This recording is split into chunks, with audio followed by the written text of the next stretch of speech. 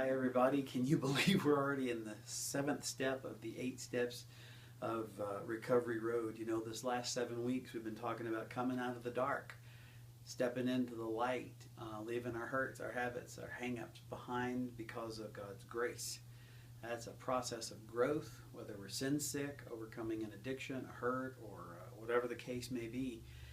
But you know, since we're talking about this is the growth step. This is how do you keep the things going? How do you maintain the momentum that you've had? Because I don't know if you've noticed it, but the growth pattern is never smooth. It's not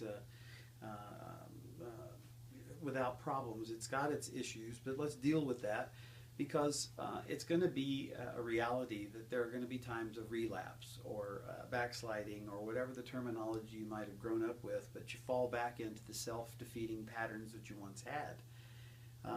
So I want us to look at a couple of things, and one of those is what causes that and why do we go that direction, and then also how do we build maturity into our life in such a way that we can avoid the relapse in the future. So just very quickly, there is a pattern.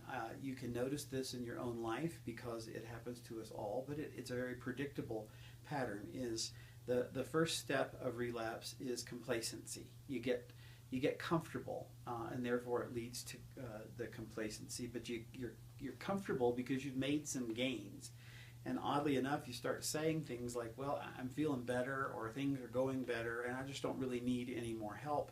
Because my pain's reduced. It's not gone, but it's reduced, and I'm okay with it. I can live with that. We say, you know, I don't need to hang out with the folks that help me anymore because I think I can work it by myself. I don't really need someone to be my spiritual partner or Recovery Road traveling companion. And you become complacent.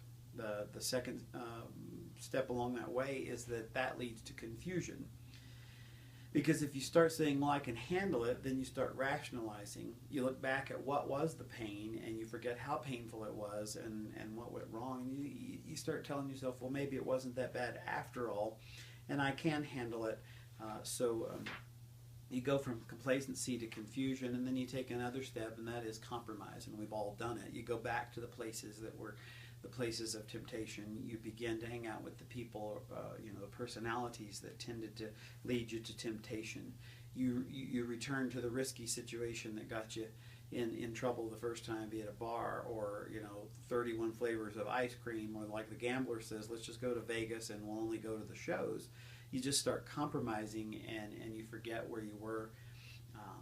I guess the thing I want to leave you with for just this thing, and I want you to discuss it, is you need to understand that the collapse in relapse is not really the relapse. The relapse started earlier. It started 2 or 3 steps ago. It is simply your collapse in all of this, in the relapse, is a result of the pattern that you started before, that we started before. So discuss that, and then you'll notice in the printed notes some other discussion questions, and then I'll meet you back here in just a minute. All right, thanks.